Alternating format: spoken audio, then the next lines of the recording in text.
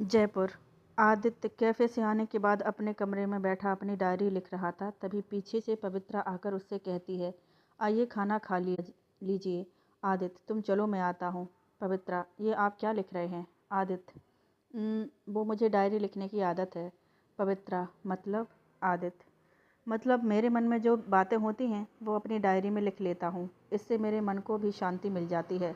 पवित्रा, लो भला ये भी कोई बात हुई? जो हमारे मन में हो वो हम एक किताब में लिखें। कहते हैं अगर अपने दिल की बात किसी अपने को बता दो तो उससे मन हल्का हो जाता है। तो फिर हमें इन सब की क्या ज़रूरत? आदित्य, अच्छा, पर मैं अपने मन की बात किसे बताऊं? पवित्रा, हमें बता दीजिए कीजिए। सच में हम किसी को नहीं बताएंगे। हमारी एक सहेली थी गांव में, कमला। वो हमें अपनी सारी बात बताती थी, पर हमने कभी किसी को नहीं बताई। आदित्य मुस्कुराकर, अच्छा, और तुमने अपने मन की बात किससे करती हो? पवित्रा, हम किसे बताएं? हमारा है ही कौन जिससे हम अपने मन की बात कह सकें? जब बड़े हुए तो मामा सा ही थे, अब उनसे तो कहीं कह नहीं सकते ना। आदित्य भी उसकी बात सुनकर उदास हो जाता है। पवित्रा उसके मायूस चेहरे को देखकर कहती है, तो क्या हुआ? हम दोनों के ही पास कोई नहीं है जिससे हम अपने दिल की बात कह सकें। तो ऐसा करते हैं कि जब भी हमें कुछ कहना हुआ तो हम एक दूसरे को अपने दिल की बात कह दिया करेंगे। ठीक है? आदित्य मुस्कुराते हुए, ठीक है। पवित्रा, अब आप जल्दी से आ जाइए वरना खाना ठंडा हो जाएगा। ये कहकर वो वहाँ से चली जाती है। आदित्य सोच रहा था, कैसे कैसे बता दूँ तुम्हें अपने दिल की बात पवित्रा? अगर तुम्हें सब सच पता चल गया तो मुझे डर है कि कहीं तुम कुछ गलत ना कर बैठो। पर वक्त आने पर मैं तुम्हें सब कुछ बता दूंगा। आदित्य ने एक गहरी सांस ली और थोड़ी देर बाद नीचे हॉल में आ गया। उधर सरिता वीरेंद्र जी को खाना परोस रही थी। वो चेयर पर बैठते हुए बोली, बाबा साहब, हमें आपसे कुछ बात करनी है। वीरेंद्र जी, बोलो बेटा, वैसे एक खबर तो हमें भी तुम्हें सुनानी है। सरिता, कैसी खबर बाबा साहब? वीरेंद्र जी, वो हुकुम शाह का जितना भी कर्जा था सब चुक गया है और हमने हवेली को भी आखिर बचा ही लिया। सरिता, ये तो बहुत अच्छी बात है बाबा साहब। वीरेंद्र जी, हाँ बेटा, बस आज अगर हुकुम शाह जिंदा होते तो वो कितने खुश होते। आदित्य ने उनका मान रख कर आज घर की इज्जत बचा ली। सरिता, पर बाबा साहब, इन सब चीज़ों में एक अनहोनी हो गई है। वीरेंद्र जी हैरानी से, अनहोनी? कैसी अनहोनी? सरिता, बाबा साहब, आप पहले शांत हो जाइए। एक्चुअली आदित्य को भी 2 दिन पहले ही पता चला है बाबा साहब। जो लड़की आदित्य के घर में रह रही है वो आदित्य की पत्नी नंदिनी नहीं है, बल्कि कोई लड़की पवित्रा है जिसे आदित्य गलती से नंदिनी समझकर अपने साथ ले आया। वीरेंद्र जी, क्या? ऐसा कैसे हो सकता है?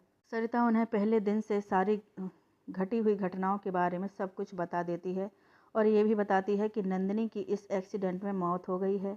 वीरेंद्र जी ये सारी बातें सुनकर हैरान हो जाते हैं। वीरेंद्र जी, अब हम नाहर बन्ना को क्या जवाब देंगे? अपनी बेटी की मौत का गम कैसे सह पाएंगे वो?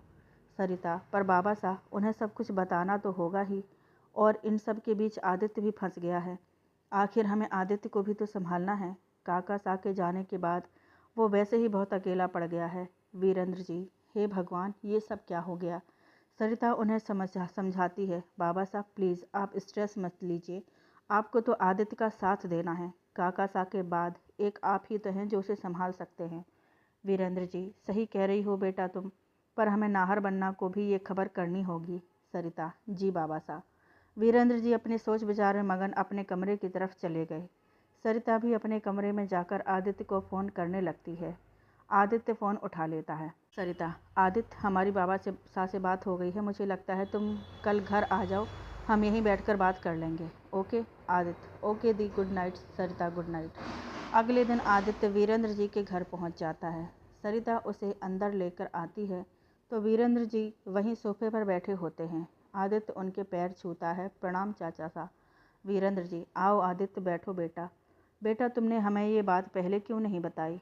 आदित्य, चाचा साहब, हमें खुद ही कुछ समझ नहीं आ रहा था कि हम क्या करें, पर हमें लगता है कि हमें एक बार पवित्रा के गांव जाकर पता करना चाहिए।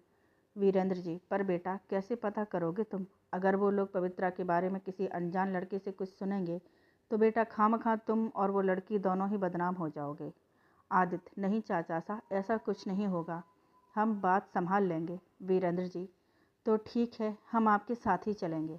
आदित्य, नहीं चाचा साहब, आप यहाँ रहिए, आपको अभी कुछ दिन बिजनेस की देखभाल करनी है। वैसे भी मैं इन सब चीज़ों के बारे में कुछ नहीं जानता, इसलिए आपका यहाँ रहना ज़रूरी है। वीरेंद्र जी, ऐसा करो बेटा, तुम कल ही यहाँ से निकलने की तैयारी करो। आदित्य, जी चाचा साहब।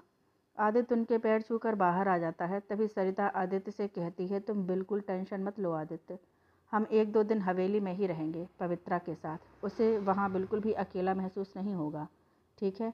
आदित्य मुस्कुराकर कहता है, thank you the, thank you so much. Sarita, thank you किस लिए? तुम हमारे भाई हो, क्या इतना भी हक नहीं बनता हमारा? आदित्य, दी कैसी बातें कर रही हैं आप, आपका पूरा हक है। सरिता, तो फिर तुम टेंशन फ्री होकर जाओ, यहाँ हम संभाल लेंगे। और हाँ, पवित्रा को भी बता देना कि तुम किसी काम से बाहर जा रहे हो। आदित्य, हाँ दी, मैं बता दूंगा। आदित्य गाड़ी लेकर वहाँ से निकल जाता है। रात को आदित्य अपने कमरे में बैठा कुछ फाइल्स में उलझा हुआ होता है। तभी पवित्रा हाथ में एक कॉपी लिए आ जाती है। आदित्य उसके हाथ में कॉपी देखकर उससे पूछता है, क्या हुआ, आपको कुछ काम था? पवित्रा, हाँ, आपने वादा किया था ना कि आप हमें पढ़ाएंगे, तो पढ़ाइए। आदित्य उसकी बात सुनकर मुस्कुरा देता है और फाइल्स एक तरफ करके बैठ जाता है। आदित्य, अच्छा बोलो, क्या पढ़ोगी? पवित्रा, आप ना हमें किताबें पढ़ना सिखा दीजिए, फिर हम भी आपकी तरह डायरी लिखेंगे। वो इतनी मासूमियत से ये सब बोलती है कि आदित्य की भी हंसी छूट जाती है। वो कहता है, डायरी लिखकर क्या करेंगी आप? पवित्रा, हम भी अपने दिल की बात उसमें लिख देंगे। आदित्य, पर आपने तो कहा था कि आप अपने दिल की बात हमसे शेयर करेंगी। पवित्रा, अरे हाँ, तो ठीक है, आप हमें पढ़ना लिखना सिखा दीजिए, फिर हम भी सुंदर सुंदर किताबें पढ़ना सीख जाएंगे। आदित्य, ठीक है, हम आपको सिखा देंगे। आदित्य पवित्रा को स्टार्टिंग से कुछ बेसिक चीज़ें सिखाता है, जैसे अपना नाम लिखना वगैरह। पवित्रा भी मन लगाकर सीखने की कोशिश करती है। थोड़ी देर बाद आदित्य अपने लिए कॉफ़ी बनाने किचन में चला जाता है। जब वो आकर देखता है तो पवित्रा टेबल पर ही सर रखकर सो रही होती है। सोते हुए वो बहुत प्यारी लग रही होती है। एक बार को तो आदित्य भी उसे देखता ही रह जाता है, पर तभी उसके मन में ख्याल आता है कि खुशकिस्मत है वो इंसान जिसे इतनी प्यारी सी बीवी मिली है। बस भगवान से यही दुआ है कि ये जल्द से जल्द अपने पति के पास चली जाए। आदित्य उसे उठाने की कोशिश करता है। पवित्रा, उठो, चलो बेड पर चलकर सो जाओ। पवित्रा नींद में ही चुपचाप बेड पर आकर लेट जाती है। आदित्य सारा सामान समेट कर रख देता है और अपने स्टडी रूम में आकर सोफे पर सो जाता है। सुबह सुबह आदित्य धनकपुर के लिए निकलने की तैयारी कर रहा था। तभी पवित्रा कमरे में आ जाती है तो वो आदित्य से पूछने लगती है, आप कहीं जा रहे हैं क्या? आदित्य, हाँ, मैं वो किसी काम से जा रहा हूँ, कल तक वापस आ जाऊँगा। पवित्रा, कल तक? पर हम घर में अकेले कैसे रहेंगे? आदित्य, अकेले नहीं, सरिता दी आ जाएंगी आपके पास। जब तक हम नहीं आ जाते वो यहीं रहेंगी। पवित्रा, ठीक है, आप अपना ध्यान रखिएगा और जल्दी आइएगा। आदित्य, आदित्य अपना बैग लेकर नीचे आ जाता है और दीनू काका से कहता है, काका, ये बैग गाड़ी में रखवा दीजिए। दीनू काका बैग गाड़ी में रखवा देते हैं। आदित्य पवित्रा को घर का ध्यान रखने को कहकर चला जाता है। थोड़ी देर बाद सरिता भी आ जाती है। सरिता, नमस्ते भाभी साहब, कैसी हैं आप? पवित्रा भी मुस्कुराकर, नमस्ते दीदी, हम ठीक हैं, आप कैसी हैं? सरिता, हम ठीक हैं। अच्छा, नाश्ता तो अभी किया नहीं होगा आपने, चलिए आज दोनों साथ बैठकर खाएंगे, ठीक है? पवित्रा खुश होकर, जी दीदी, बताइए आप क्या खाएंगी? सरिता, गोभी के पराठे। पवित्रा, जी ठीक है, आज हम आपके लिए गोभी के पराठे बनाएंगे, आप बैठिए, हम आते हैं। सरिता, चलिए हम भी आपके साथ किचन में ही चलते हैं। दोनों किचन की तरफ चले जाते हैं। शाम तक आदित्य भी गांव पहुंच जाता है। कुछ गांव के आदमी एक तरफ बैठे हुए थे, वह आपस में कुछ बातचीत कर रहे थे। तभी आदित्य उनके पास जाकर एक आदमी से पूछता है, जी ये नंद किशोर जी का घर कहाँ है? एक आदमी, आप किस नंद किशोर की बात कर रहे हैं? आदित्य, जिनकी भांजी की शादी अभी 10-15 दिन पहले ही हुई है। दूसरा आदमी, क्या बात कर रहे हो भैया, वो नंद किशोर तो कल सुबह ही चल बसा। आदित्य हैरानी से देखते हुए, चल बसे? पहला आदमी, हाँ भैया, बहुत दारू पीता था, सारा दिन नशे में ही पड़ा रहता था, ना खाने पीने का ठिकाना ना कुछ और, ऊपर से कर्जा, चल बसा। आदित्य, अच्छा, आप ये बता सकते हैं कि आपके गांव के सरपंच जी का मकान कहाँ है? एक आदमी उसे अपने साथ लेकर चला जाता है। प्रधान जी के घर के बाहर वह उनके नौकर से कहता है, भैया, प्रधान जी से कोई मिलने आया है। नौकर अंदर जाकर प्रधान जी को इन्फॉर्म कर देता है कि उनसे कोई मिलना चाहता है। प्रधान जी अपने नौकर को कहते हैं, बुला लाइए। नौकर अपने साथ आदित्य को ले आता है। आदित्य अंदर आकर प्रधान जी को नमस्ते करता है। प्रधान जी, नमस्ते, आइए बैठिए। आदित्य, प्रधान जी, मुझे नंद किशोर जी के बारे में पूछना था। ये गांव वाले कह रहे हैं कि नंद किशोर। प्रधान जी, जी आपने बिल्कुल सही सुना, वो कल ही चल बसे। अभी थोड़े दिन पहले मैंने उसकी भांजी की भी मौत हो गई थी किसी एक्सीडेंट में। आदित्य कुछ सोचकर, भांजी की मौत? ओह, ये लोग समझ रहे हैं कि पवित्रा की उस एक्सीडेंट में मौत हो चुकी है। ओह, और उनकी भांजी के पति वो कहाँ हैं? प्रधान जी, डॉक्टर हैं, बड़े ही भले इंसान हैं। अभी आज सुबह सुबह ही निकले हैं। उनकी माताजी की तबीयत अचानक से बिगड़ गई थी। वो हॉस्पिटल में हैं, इसलिए उन्हें जाना पड़ा।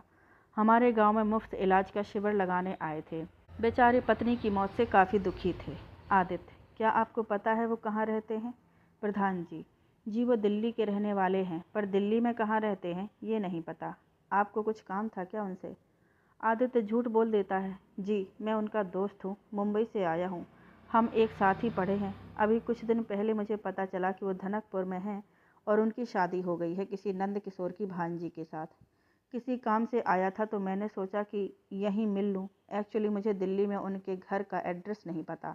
मुझे लगा शायद आपको पता हो। प्रधान जी, माफ़ करना बेटा, हमें भी उनका पता नहीं मालूम। कोई बात नहीं, आप उनसे फ़ोन करके पूछ लीजिए। आदित्य, जी वो मैं पूछ लूँगा। लगता है शायद अब दिल्ली ही जाना पड़ेगा। प्रधान जी, जी। आदित्य हाथ जोड़कर, अच्छा प्रधान जी, मैं चलता हूँ।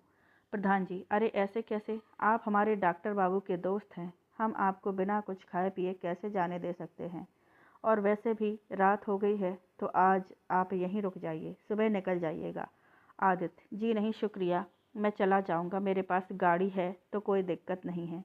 प्रधान जी, नहीं नहीं, आपको रात को यहीं रुकना पड़ेगा। देखिए रात का मामला है, चोर डाकू का पता नहीं चलता।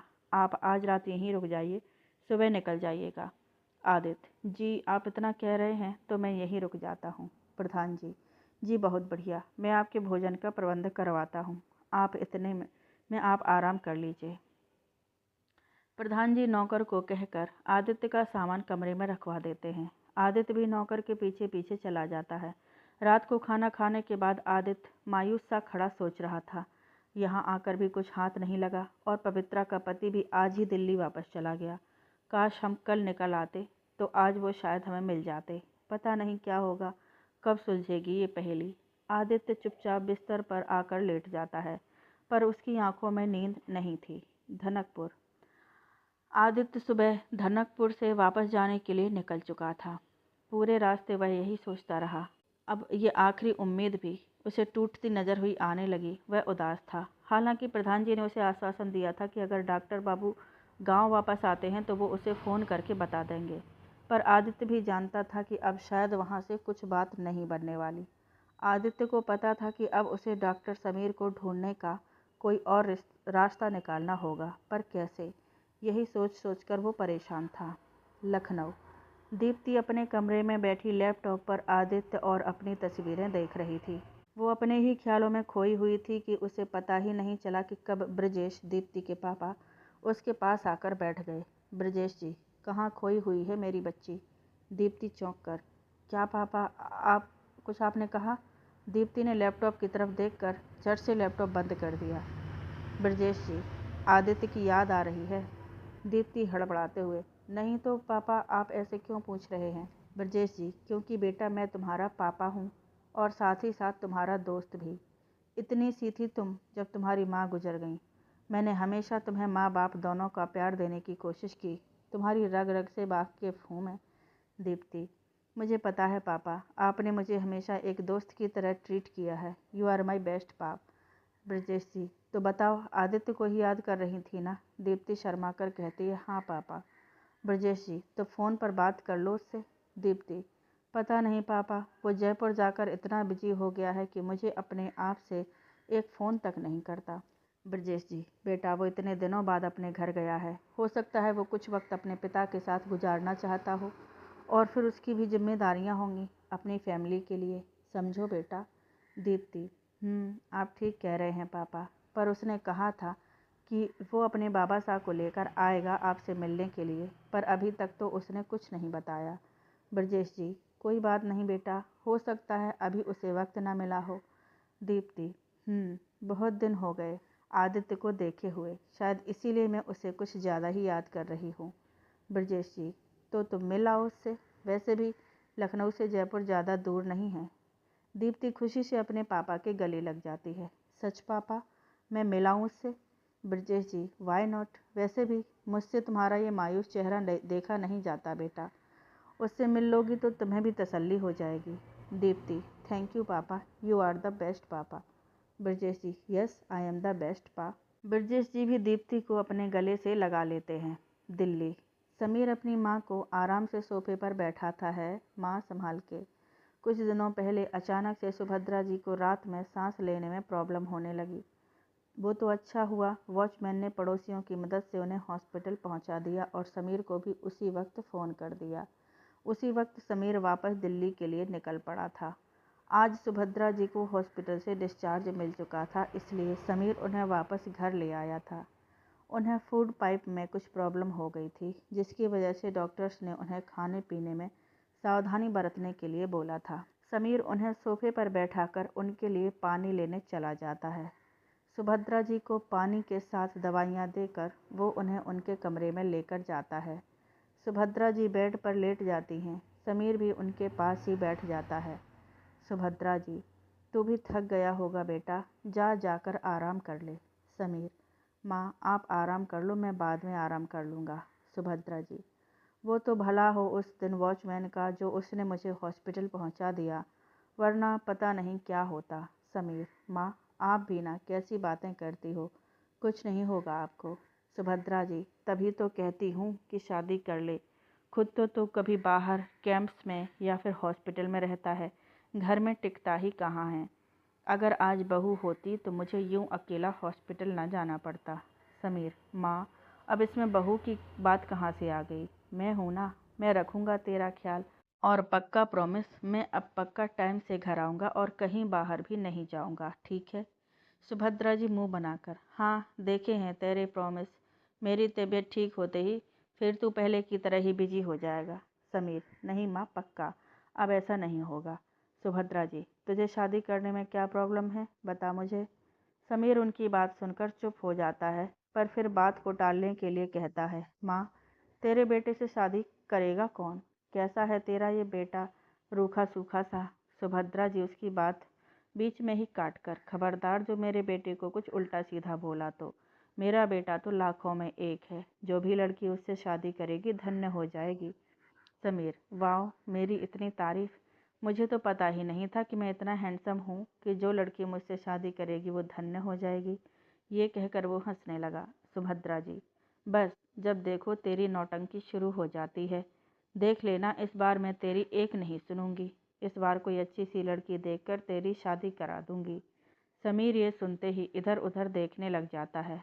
सुभद्रा जी, क्या हुआ समीर, कहीं ऐसा तो नहीं कि तुझे कोई लड़की पसंद है? देख अगर ऐसा है तो बता दे, मैं उससे तेरी शादी करवा दूंगी। समीर कुछ नहीं बोल पाता। वो यही सोचता है, काश माँ कि मैं तुझे बता सकता कि मेरी शादी हो चुकी है, पर जैसे ही तेरी तबीयत ठीक होगी मैं इस बार तुझे सब कुछ बता दूंगा। सुभद्रा जी उसे किसी गहरी सोच में देखकर, बोल बेटा समीर। माँ ऐसा कुछ नहीं है, तुम बस आराम करो। समीर उन्हें लिटाकर कंबल से ओढ़ाता है और लाइट ऑफ करके बाहर आ जाता है। वो अपने कमरे में जाकर खिड़की के पास खड़ा हो जाता है। वो यही सोच रहा था कि वो किस तरह से अपनी माँ को अपने साथ हुए हादसे के बारे में बताए। वैसे भी उसने अपने हाथों से अपनी पत्नी को मुखाग्नि दी थी, जिसकी वजह से वो अभी 1 साल तक शादी नहीं कर सकता था और समीर का अभी शादी करने का मन भी नहीं था, क्योंकि वो अभी उस हादसे से ठीक से उबर भी नहीं पाया था। जयपुर। आदित्य शाम को वापस जयपुर पहुंच चुका था। गाड़ी बाहर घर रुकते ही नौकर आकर दरवाज़ा खोल देता है। आदित्य अंदर चला जाता है। पवित्रा और सरिता नीचे हॉल में ही बैठे हुए थे। पवित्रा भागकर आदित्य के पास चली जाती है। आ गए आप? अभी हम आपके बारे में ही बातें कर रहे थे। कैसा रहा आपका सफ़र? आदित्य उसकी ओर देखते हुए, अच्छा रहा।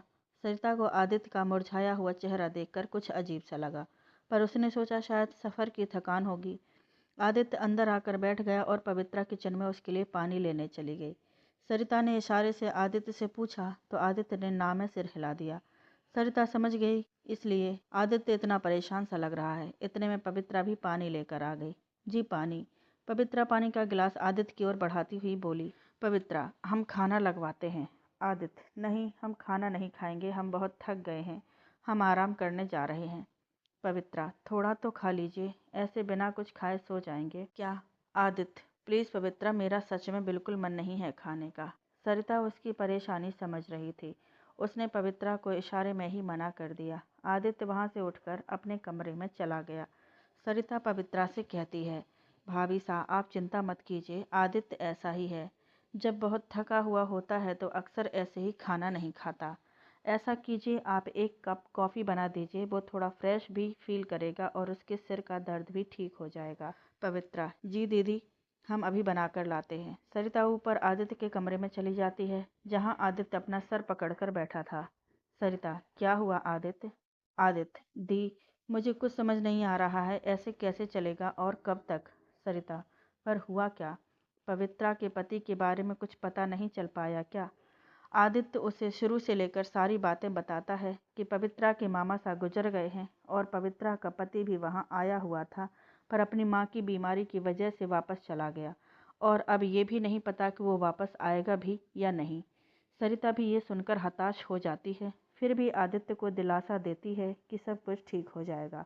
आदित्य, कैसे ठीक हो जाएगा दी? कैसे मैं किसी की पत्नी को अपने घर में रख लूं? शुक्र कीजिए कि दुनिया वालों को यही लगता है कि ये नंदिनी है, वरना पता नहीं क्या होता।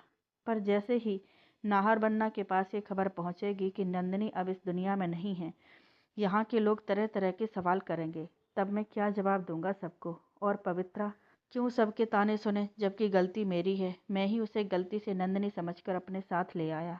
सरिता, गलती किसी की नहीं है आदित्य, गलती बस वक्त और हालातों की है। जो होना था हम वो तो रोक नहीं पाए, पर बिगड़े हुए हालातों को ठीक तो कर सकते हैं। बस थोड़ा धीरज रखो, सब ठीक होगा। आदित्य, पता नहीं दी, कब खत्म होगा ये सब। उधर दीप्ति बार बार सवाल करती है कि मैं कब आऊँगा उसके पापा से मिलने। इसकी किसकी बातों के जवाब दूँ, जबकि मेरे पास अभी खुद किसी बात का जवाब नहीं है। सरिता, सब ठीक हो जाएगा आदित्य, हम बाबा सा से बात करते हैं। तभी पवित्रा के ऊपर आने की आहट सुनकर दोनों चुप हो जाते हैं। पवित्रा कमरे में आकर सरिता और आदित्य दोनों को कॉफ़ी देती है। सब बैठकर थोड़ी बातें करने लगते हैं। उसके बाद आदित्य भी स्टडी रूम की तरफ चलने लगता है तो पवित्रा उसे ये कहकर रोक लेती है कि आज आप थक गए हैं, आप आज यहाँ सो जाएं, हम वहाँ सो जाएंगे। आदित्य मना भी करता है, पर पवित्रा खुद तकिए और चादर लेकर दूसरे रूम में सोने चली जाती है। आदित्य खुद से कहता है, मुझे माफ़ कर देना पवित्रा, पर मैं क्या करूँ, मैं तुम्हारे साथ एक कमरे में नहीं रह सकता। आखिर तुम किसी और की अमानत हो जिसकी जिम्मेदारी मुझ पर है, पर मेरा वादा है कि मैं तुम्हें ज़रूर तुम्हारे पति के पास पहुँचाऊँगा। ये कहकर वो भी सोने चला जाता है। लखनऊ। दीप्ति जयपुर जाने की तैयारी कर रही होती है कि तभी ब्रजेश जी उसके रूम में आ जाते हैं। ब्रजेश जी उसे पैकिंग करते देखकर बोलते हैं, अरे भाई, कहाँ जाने की तैयारी हो रही है? दीप्ति अपने पापा की तरफ देखकर, पापा, आपने ही तो कहा था कि जाओ आदित्य से मिलाओ, इसलिए जयपुर जाने की तैयारी कर रही हूँ। ब्रजेश जी, भाई वाह, ये तो बहुत अच्छी बात है, मतलब सिर्फ मेरी परमिशन की देरी थी। दीप्ति, तो क्या आपने ऐसे ही कहा था कि जाओ मिलाओ? ठीक है, मैं नहीं जाऊँगी। दीप्ति मुंह बनाकर बैठ जाती है। ब्रजेश जी हंसकर, अच्छा बाबा जाओ, मैं तो मजाक कर रहा था अपनी गुड़िया से। दीप्ति, पक्का ना पापा? ब्रजेश जी, डेफिनेटली बेटा, जाओ अपने आदित्य के पास। दीप्ति उनके गले लग जाती है। थैंक्स पापा। ब्रजेश उसके सिर पर हाथ फेर कर कहते हैं, your most welcome my child. ये कहकर वो वहाँ से चले जाते हैं। दीप्ति खुद ही मुस्कुराकर कहती है, अब देखना आदित्य, कैसे मैं तुम्हें वहाँ पहुँचकर सरप्राइज देती हूँ। Just wait and watch. ये कहकर वो बेड पर धम्म से लेट जाती है और आदित्य की तस्वीर लेकर अपने सीने से लगा लेती है। लखनऊ। सुबह दीप्ति निकलने की तैयारी कर रही थी, तभी ब्रजेश जी उसके कमरे में आते हैं। ब्रजेश जी, चलो बेटा, तुम्हारी फ्लाइट का टाइम हो रहा है, अभी निकलेंगे तो 1 घंटा लगेगा एयरपोर्ट तक जाने में। दीप्ति अपना बैग उठाकर, हाँ पापा चलिए। बाहर ड्राइवर उसका सामान डिग्गी में रखता है और ब्रजेश जी और दीप्ति एयरपोर्ट की तरफ निकल पड़ते हैं। करीबन 1 घंटे बाद एयरपोर्ट पर पहुंचकर दीप्ति अपनी टिकट्स के साथ वहां होती है। दीप्ति के पापा उसे एग्जिट डोर तक छोड़ने आते हैं। थोड़ी देर बाद फ्लाइट की अनाउंसमेंट हो जाती है। दीप्ति, अच्छा पापा, अपना ख्याल रखिएगा। ब्रजेश जी उसे अपने गले से लगाते हुए, और तुम आदित्य का? दीप्ति अपने पापा की बात सुनकर शर्मा जाती है। ब्रजेश जी, अच्छा बेटा, पहुंचते ही फ़ोन करना। दीप्ति जी पापा कहकर एग्जिट गेट की तरफ मुड़ जाती है। उसके पापा उसे बाय करते हैं और दीप्ति भी उन्हें बाय करती है। जयपुर। आदित्य सोफे पर बैठा चाय पी रहा था। वो नेट पर कुछ सर्च करने की कोशिश कर रहा था। तभी सरिता का कॉल आता है। सरिता। हेलो आदित्य, क्या आज तुम घर आ सकते हो? बाबा साहब तुमसे कुछ बात करना चाहते हैं। आदित्य। ठीक है दी, मैं पहुंच जाऊंगा। सरिता। ठीक है आदित्य, जल्दी आना। आदित्य। ओके दी। आदित्य फ़ोन मेज पर रख देता है और वापस अपने काम में लग जाता है। वो नेट सर्फिंग के जरिए दिल्ली में जितने भी हॉस्पिटल हैं उनमें डॉक्टर समीर के नाम के लोगों की कॉन्टैक्ट्स निकालने की कोशिश कर रहा था। थोड़ी देर बाद पवित्रा अपनी कॉपी किताब लिए आदित्य के पास आ जाती है। पवित्रा। सुनिए, एक बार देखिए, हमने कुछ लिखने की कोशिश की है, आप देखकर बताइए ना सही है या नहीं। आदित्य उसके हाथ से कॉपी ले लेता है और उसमें जो भी गलतियां होती हैं उन्हें ठीक करके उसे समझा देता है। आदित्य। अच्छा पवित्रा, हम चाचा सा के घर तक जा रहे हैं, आने में थोड़ी देर हो जाएगी, तो तुम परेशान मत होना, ठीक है? पवित्रा। जी। पवित्रा के जाने को होती है, पर फिर रुक कर आदित्य से कहती है, सुनिए, आप हमारे लिए किताबें ले आएंगे पढ़ने के लिए, हम उनमें से पढ़ना सीखेंगे। आदित्य मुस्कुराकर, ठीक है, मैं लेता आऊँगा। पवित्रा भी मुस्कुराकर हाँ में सिर हिला देती है और आदित्य तैयार होकर चाचा सा के घर की तरफ निकल जाता है। वहां पहुंचकर वो वीरेंद्र जी के पैर छूता है। वीरेंद्र जी बहुत ही गंभीर सोच विचार में बैठे थे। आदित्य उन्हें ऐसे परेशान देखकर पूछता है, क्या बात है चाचा सा, आप बहुत परेशान लग रहे हैं, कोई बात है क्या? तभी सरिता बोल पड़ती है, बात ही कुछ ऐसी है आदित्य, कल बाबा साहब ने नंदिनी के घर फ़ोन किया था नंदिनी के बारे में बताने के लिए, और आज सुबह जैसलमेर से फ़ोन आया कि नंदिनी के पिताजी को मेजर हार्ट अटैक आया है, वो हॉस्पिटल में भर्ती हैं। आदित्य भी ये सब सुनकर काफी शॉक्ड हो जाता है। तभी वीरेंद्र जी आदित्य से कहते हैं, तुम्हें मेरे साथ चलना चाहिए आदित्य, नाहर बन्ना को देखने के लिए। आखिर उनसे हमारे संबंध तो जुड़े ही हुए हैं ना। आदित्य। ठीक है चाचा साहब, हम आपके साथ चलेंगे। वीरेंद्र जी। आदित्य, एक बात और है जो मैं तुमसे कहना चाहता हूँ। बेटा, तुम पवित्रा को लेकर कुछ दिनों के लिए मुंबई चले जाओ। यहाँ अगर लोगों को नंदिनी की मौत की खबर लग गई तो वो पवित्रा को लेकर सवाल करना शुरू कर देंगे, और शायद जिसके जवाब हम नहीं दे पाएंगे। और पवित्रा का भी तो सोचो, उसे अब अब तक कुछ नहीं मालूम, वो इन सवालों का सामना कैसे करेगी। मुझे लगता है जब तक पवित्रा के पति के बारे में कुछ पता नहीं चल जाता, तुम उसे यहाँ से लेकर चले जाओ। आदित्य। चाचा साहब, हम वहाँ अकेले पवित्रा को लेकर कैसे जा पाएंगे? चाचा साहब, वो किसी और की पत्नी है। यहाँ आप सब लोग भी आते जाते रहते हैं, पर वहाँ वहाँ वो अकेले कैसे रहेगी? वीरेंद्र जी। बेटा, कुछ ही दिनों की बात है और मैं और सरिता कोशिश करेंगे वहाँ कुछ दिनों के लिए आने की।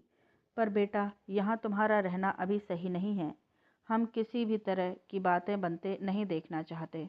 आदित्य सोच में पड़ जाता है, पर फिर वो जाने के लिए हाँ कर देता है और घर वापस आ जाता है। घर आकर वो सीधा अपने कमरे में चला जाता है। शाम तक आदित्य अपने कमरे में ही पड़ा पड़ा सोचता रहता है, यहाँ तक कि वो पवित्रा के दरवाज़ा खटखटाने पर भी नहीं आता और सर दर्द का बहाना बनाकर अपने कमरे में ही बैठा रहता है। शाम को आदित्य अपने स्टडी रूम की तरफ जा रहा था कि तभी उसे किसी की आवाज़ कानों में पड़ती है। वो नीचे आकर देखता है तो उसकी आंखें हैरानी से खुली की खुली रह जाती हैं। दीप्ति आदित्य को देखते ही उसके गले जाकर लग जाती है। आदित्य तो उसे देखकर सुन्न सा खड़ा रह जाता है। दीप्ति। कैसे हो आदित्य, सरप्राइज कर दिया ना? आदित्य तो कुछ बोलने की ही स्थिति में नहीं था। तभी आवाज़ सुनकर पवित्रा भी बाहर आ जाती है। पवित्रा। जी, कौन आया है? दीप्ति पवित्रा को देखकर अचंभित सी हो जाती है। अब आदित्य दुविधा में पड़ जाता है कि अब वो दोनों को क्या जवाब देगा। दीप्ति पवित्रा की मांग में सिंदूर और मंगलसूत्र देखकर कहती है, ये कौन है आदित्य? आदित्य दीप्ति को कंधों से पकड़कर कहता है, दीप्ति पहले तुम आराम से बैठ जाओ, मैं सब बताता हूँ। दीप्ति। नहीं, तुम पहले ये बताओ कि ये कौन है? पवित्रा। ये ऐसे क्यों पूछ रही हैं? आप बता क्यों नहीं देते कि हम आपके क्या लगते हैं? दीप्ति रोने लगती है। बताओ आदित्य, कौन है ये? आदित्य बार बार पूछने पर बहुत दुविधा में पड़ जाता है और दीप्ति की तरफ चिल्लाकर कहता है, पत्नी है ये मेरी। आदित्य के मुंह से ये शब्द सुनकर दीप्ति के तो पैरों के तले जमीन ही खिसक जाती है। उसके कदम खड़े खड़े ही लड़खड़ा जाते हैं।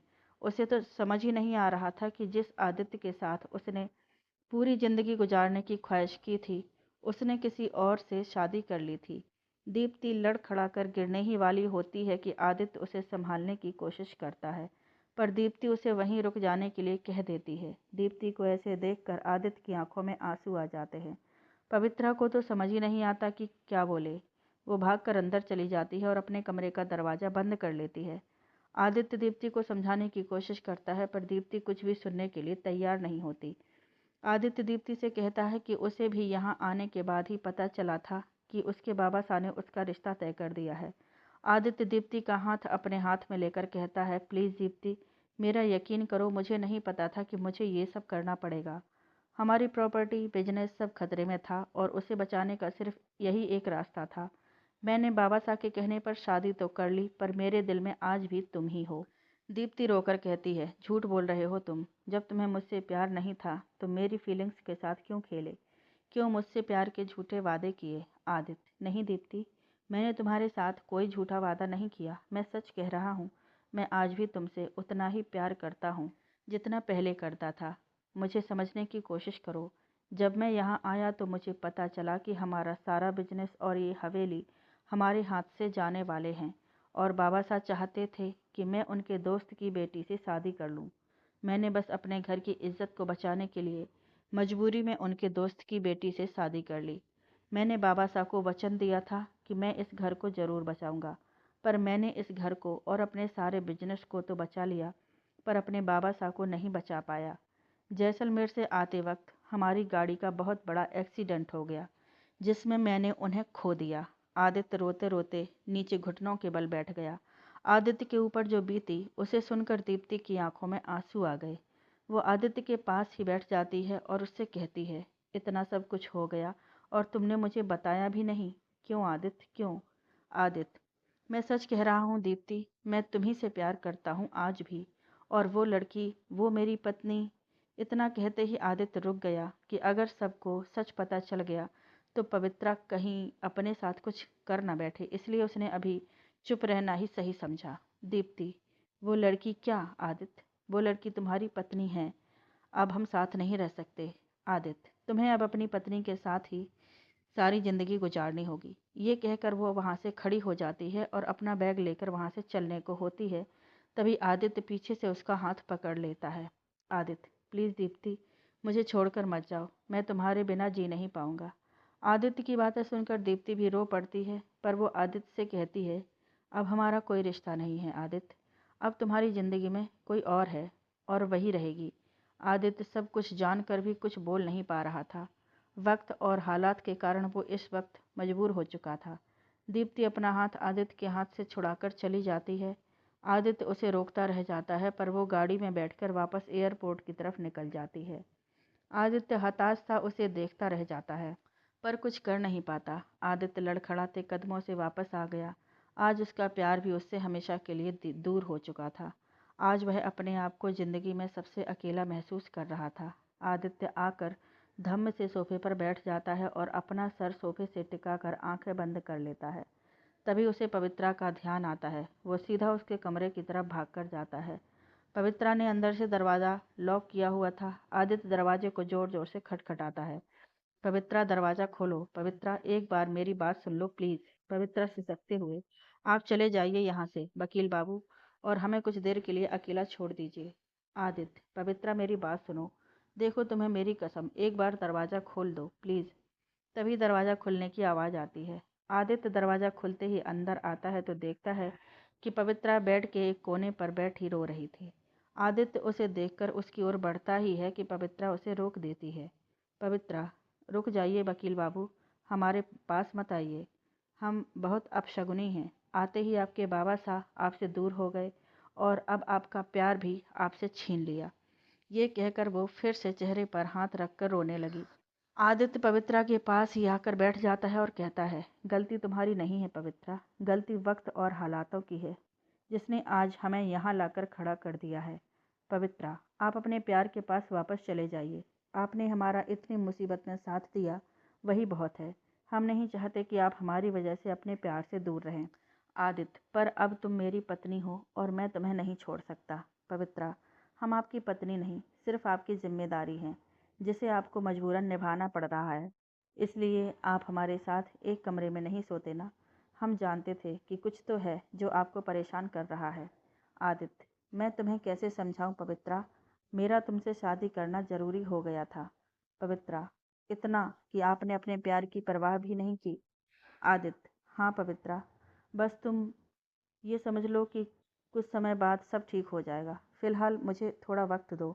क्या इतना भी भरोसा नहीं है तुम्हें मुझ पर? पवित्रा आदित्य की ओर देखकर सोचने लगती है कि मुझे इन्हें थोड़ा समय देना चाहिए। इन्होंने कितना कुछ किया है मेरे लिए, अपने प्यार तक की परवाह नहीं की। आखिर मेरा भी तो कुछ फर्ज बनता है ना। पवित्रा को आदित्य के चेहरे का दर्द साफ नजर आ रहा था। वो चाह कर भी अब कुछ नहीं कर पा रही थी। आदित्य उसका हाथ पकड़कर, अच्छा चलो अब खाना खा लो, तुमने सुबह से कुछ नहीं खाया है। पवित्रा, मुझे भूख नहीं है, आप खा लीजिए, हम खाना परोसते हैं। पवित्रा उठकर खड़ी हो जाती है। आदित्य मुंह बनाते हुए, मुझे नहीं खाना, अगर तुम नहीं खाओगी तो मैं भी नहीं खाऊंगा। पवित्रा, ये आप कैसी बातें कर रहे हैं? अच्छा ठीक है, हम भी खाएंगे, अब चलिए। आदित्य मुस्कुराकर नीचे चला जाता है। पवित्रा आदित्य को देखकर सोचने लगती है, कितने महान हैं ना आप, सब कुछ भूलकर सिर्फ मेरे लिए हंस रहे हैं। पता नहीं हमने पिछले जन्म में कौन से मोती दान किए थे जो हमें आप मिले। थोड़ी देर बाद पवित्रा भी नीचे आकर आदित्य को खाना परोसने लगती है। तो आदित्य कहता है, तुम भी खाओ बैठकर। पवित्रा, नहीं नहीं, पहले आप खा लीजिए, हम बाद में खाएंगे। आदित्य, ऐसे कैसे, तुम भी साथ में बैठकर खाओ, मुझे पता है तुम बाद में नहीं खाओगी। पवित्रा, हम सच कह रहे हैं, हम खा लेंगे, वैसे भी हम आपसे पहले कैसे खा सकते हैं। आदित्य, ये पहले और बाद में क्या होता है, जैसे मैं इंसान हूँ वैसे ही तुम भी इंसान हो, इसलिए ऐसा कुछ भी नहीं है कि तुम बाद में खाओ और मैं पहले। चलो बैठो। आदित्य उसका हाथ पकड़कर उसे चेयर पर बैठा देता है। पवित्रा भी उसके आग्रह से चुपचाप बैठकर खाना खाने लगती है। खाना खाते खाते ही आदित्य पवित्रा से कहता है, पवित्रा, हम परसों मुंबई जा रहे हैं, तुम अपना सामान पैक कर लेना, ठीक है? पवित्रा ये सुनकर चौंक जाती है और आदित्य की ओर एकटक देखने लगती है। पवित्रा, परसों ही? पर ऐसा क्या काम आ गया कि हमें परसों ही मुंबई जाना है? आदित्य कुछ सोचकर, वो एक्चुअली मुझे वहाँ जाकर अपनी वकालत की प्रैक्टिस भी तो शुरू करनी है, इसलिए। और तुम यहाँ अकेले कैसे रहोगी, इसलिए तुम भी मेरे साथ चलो। पवित्रा, ठीक है, हम पैकिंग कर लेंगे। पवित्रा ये कहकर कुछ सोचने लगती है। आदित्य उसे खोया हुआ देखकर, क्या सोच रही हो? पवित्रा, नहीं कुछ नहीं, हम बस यही सोच रहे थे कि वहाँ तो हम बिल्कुल बोर हो जाएंगे, आप तो अपने काम में लग जाएंगे और हम अकेले हो जाएंगे। वहाँ हम किसी को जानते भी तो नहीं, यहाँ तो सरिता दीदी भी आती रहती हैं, पर वहाँ वहाँ कौन होगा? आदित्य मुस्कुरा देता है, वहाँ के लिए भी इंतजाम है मेरे पास, तुम बस पैकिंग करो, हमें परसों ही निकलना है। ये कहकर आदित्य खड़ा हो जाता है और अपने कमरे की तरफ चला जाता है। पवित्रा भी किचन का सारा काम खत्म करके अपने कमरे की तरफ चली जाती है। उधर दीप्ति एयरपोर्ट पर एक चेयर पर बैठी चुपचाप एकटक सामने देखती रहती है। आज जो भी हुआ वो अब तक भी उस पर यकीन नहीं कर पा रही थी। उसका आदित्य, उसका अपना आदित्य जो उससे बेइंतहा प्यार करता था, वो आज किसी और का पति है। उसके जिसके साथ उसने अपने पूरा जीवन की कल्पना कर ली थी, उसी के साथ हर नाता अब टूट चुका था। जिसके बिना उसने एक दिन भी जीने का सोचा नहीं था, अब उसे पूरा जीवन उसके बिना ही गुजारना होगा। यही सोचकर वो फपक फपक कर रो पड़ी। दीप्ति को यह भी ध्यान नहीं रहा कि एयरपोर्ट पर आसपास बैठे लोग उसे ही देख रहे थे। वो तो बस रोए जा रही थी, क्योंकि आज उसका सब कुछ उससे छिन चुका था। तभी एयरपोर्ट पर फ्लाइट की अनाउंसमेंट होते ही वो उठकर खड़ी हो गई। प्लेन में भी वो खिड़की के पास बैठकर बस रोए जा रही थी। आज उसके सारे सपने टूटकर चूर हो गए थे। आदित्य भी अपने कमरे में बैठा बस दीप्ति को ही याद कर रहा था। पवित्रा को दिखाने के लिए उसने अपने चेहरे पर मुस्कुराहट का मुखौटा पहन तो लिया था, पर दीप्ति के आंसू उसे अंदर तक खाए जा रहे थे। वो भी अंदर तक टूट चुका था। बस अब उसे पवित्रा के पति के मिलने का इंतजार था कि कब वो दिन आएगा और वो दीप्ति को सब सच सच बता देगा। पर अभी तो उसे ऐसी ही जिंदगी के साथ जीना था। अगले दिन सुबह आदित्य तैयार होकर बाहर जान रहा था कि पवित्रा आदित्य को बाहर जाता देख आदित्य से पूछती है कि आप कहीं बाहर जा रहे हैं क्या? आदित्य, हाँ, वो चाचा साहब के साथ किसी काम से जा रहा हूँ, शाम तक आ जाऊँगा। पवित्रा, ठीक है, इतने आप हमें बता देते तो मैं आपके कपड़ों की भी पैकिंग कर देती। आदित्य, ओके कहकर निकल जाता है। आदित्य अपने चाचा साहब के साथ नाहरबन्ना को देखने हॉस्पिटल जाता है। नाहरबन्ना की हालत बहुत ही क्रिटिकल थी। वो जिंदगी और मौत के बीच अपनी सांसें गिन रहे थे। आदित्य और वीरेंद्र जी उनके परिवार को सांत्वना देकर हॉस्पिटल से वापस आ जाते हैं। बाहर आकर वीरेंद्र जी आदित्य से कहते हैं, तो बेटा कब निकल रहे हो तुम मुंबई के लिए? आदित्य, बस चाचा साहब कल ही निकल रहा हूँ। वीरेंद्र जी, ठीक है बेटा, और यहाँ की चिंता तुम बिल्कुल मत करना, यहाँ मैं सब संभाल लूँगा, ईश्वर ने चाहा तो सब कुछ ठीक हो जाएगा। आदित्य, जी चाचा साहब, मैं भी इसी उम्मीद से मुंबई जा रहा हूँ। वहाँ मेरे काफ़ी कॉन्टैक्ट्स हैं और कुछ लोगों से जिनसे पवित्रा के पति के बारे में कुछ इन्फॉर्मेशन निकालने में मदद मिल जाए शायद। वीरेंद्र जी, तुम टेंशन मत लो बेटा, सब ठीक होगा। दोनों गाड़ी में बैठकर घर वापस आ जाते हैं। आदित्य घर आकर देखता है कि पवित्रा ने लगभग सारी पैकिंग कर ली थी। आदित्य, अरे वाह, तुमने तो सारी पैकिंग कर ली। पवित्रा भी खुशी से, हाँ देखिए ना, कुछ रह तो नहीं गया है आपके सामान में। अगर कुछ रह गया हो तो हम वो भी रख देंगे। अच्छा सुनिए, हम वह हवाई जहाज़ से मुंबई जाने वाले हैं क्या? आदित्य मुस्कुराकर, हाँ। पवित्रा, सच में? हमने तो कभी हवाई जहाज़ देखा ही नहीं।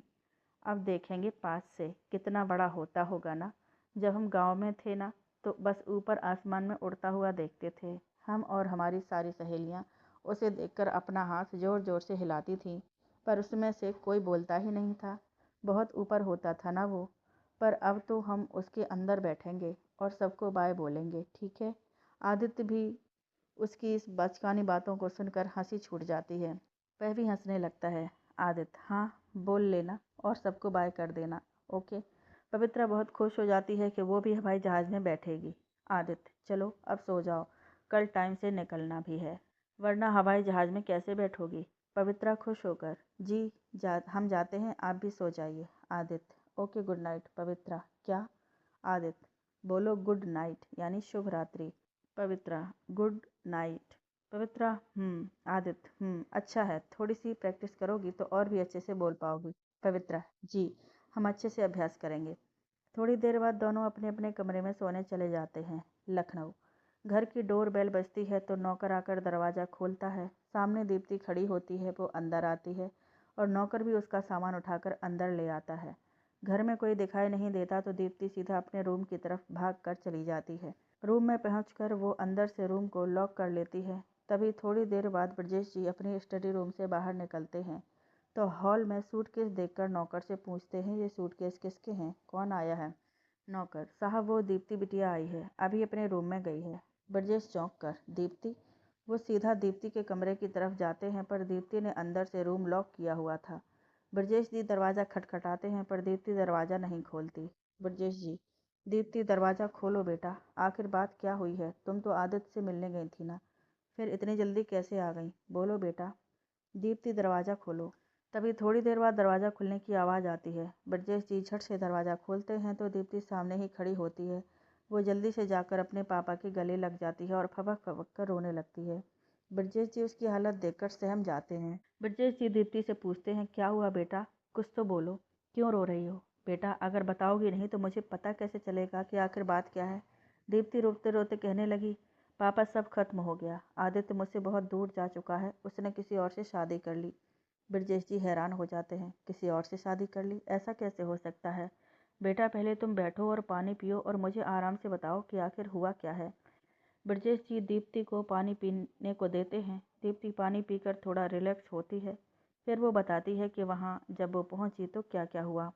दीप्ति रोते हुए, पापा आदित्य ने अपनी पुरखों की हवेली और अपने बिजनेस को बचाने के लिए अपने बाबा साहब की पसंद की लड़की से शादी कर ली और मुझे बताया तक नहीं। ब्रजेश भी ये सुनकर परेशान हो जाते हैं।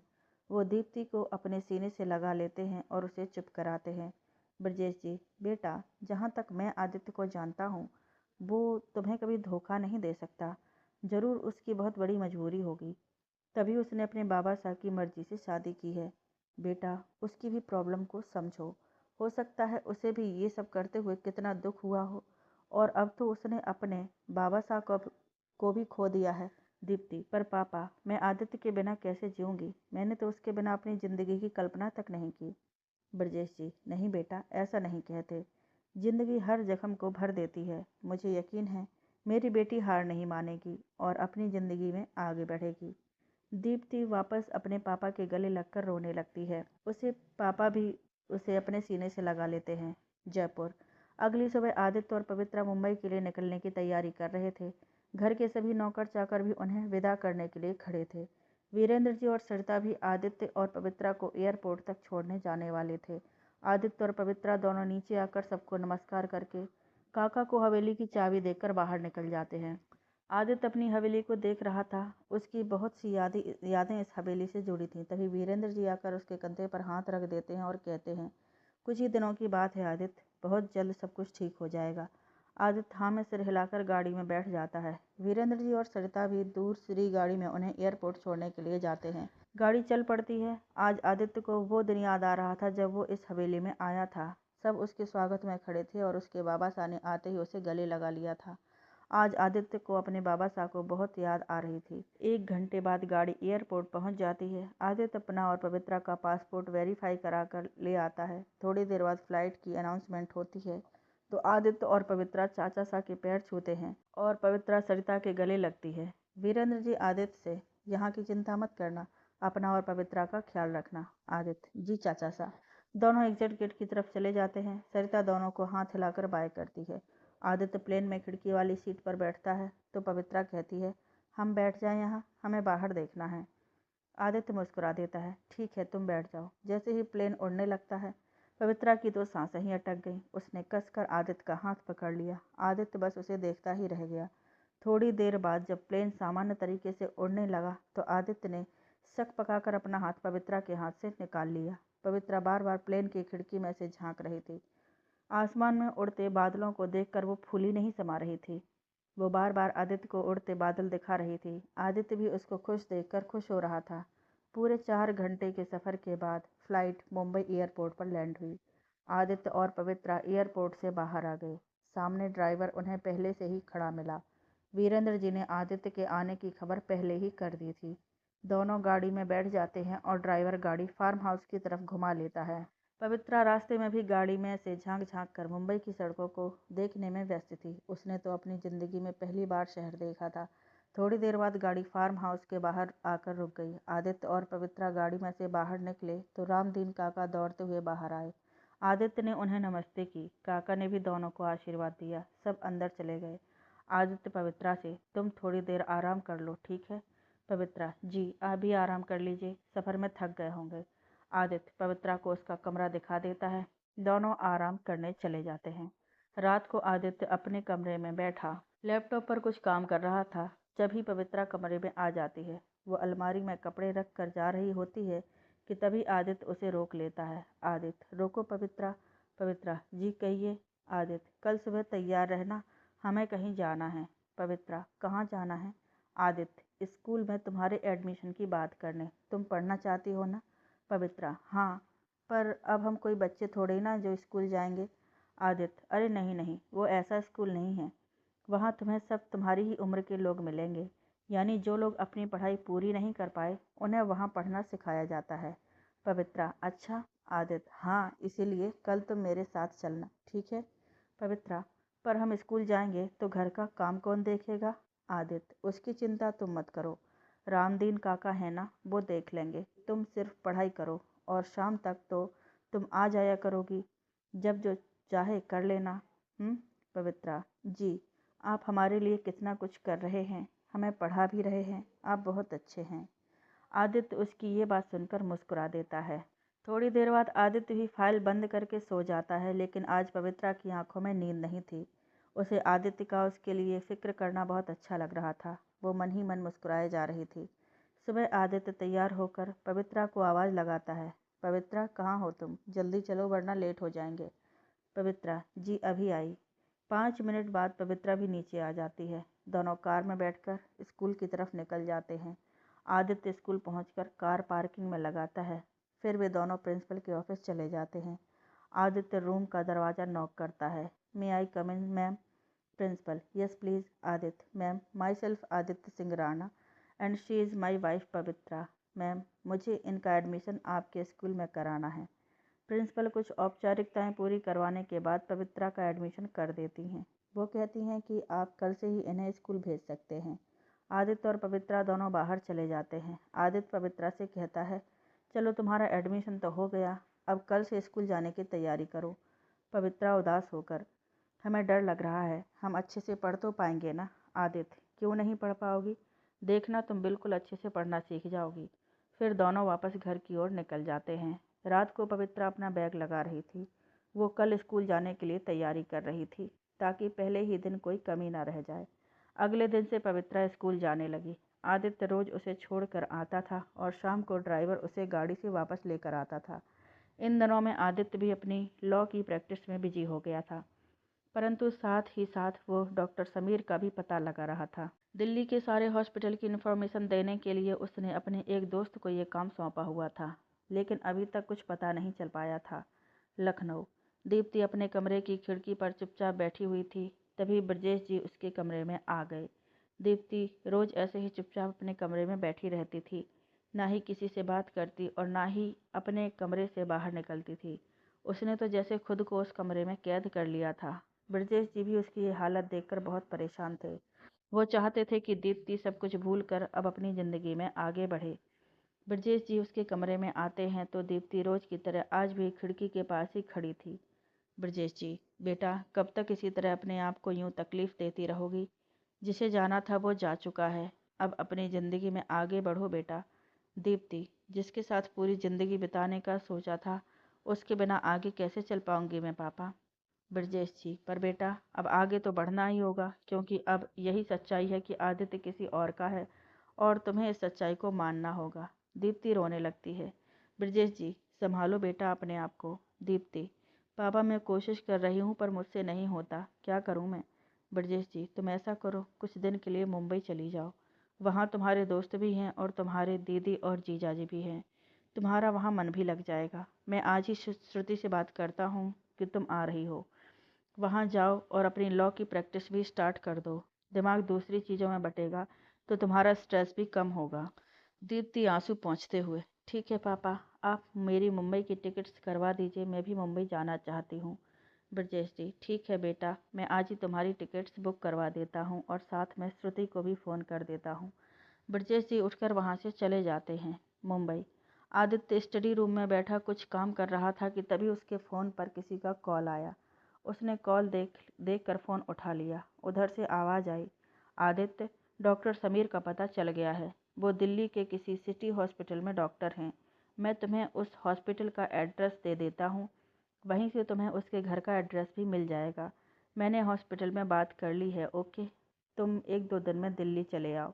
आदित्य खुश होकर, थैंक्स यार, थैंक यू सो मच। तुझे पता नहीं कि तूने मेरे लिए क्या किया है। Thank you once again. दूसरी तरफ से, इट्स ओके यार, दोस्ती के लिए कुछ भी। ठीक है, फिर मिलते हैं। आज आदित्य बहुत खुश था क्योंकि शायद अब उसकी सारी मुश्किलें हल होने वाली थी। उसने डिसाइड कर लिया था कि वो परसों ही दिल्ली के लिए निकल जाएगा। पर पवित्रा को क्या बोलेगा? पर उसने सोच लिया था कि कोई भी बहाना बना देगा कि उसे जयपुर वापस जाना है। चाचा साहब ने जल्दी बुलाया है। रात को खाना खाते समय उसने पवित्रा को बोला, पवित्रा, मुझे 2 दिन के लिए जयपुर जाना है। चाचा साहब को कुछ पेपर साइन करवाने हैं तो जाना पड़ेगा। पवित्रा हैरानी से, पर हम इस अनजानी जगह पर अकेले कैसे रहेंगे? अभी कुछ ही दिन तो हुए हैं हमें आए हुए। आदित्य, तुम टेंशन मत लो, घर पर इतने सारे नौकर चाकर हैं, रामदीन काका हैं और स्कूल तुम्हें ड्राइवर छोड़ आया करेगा।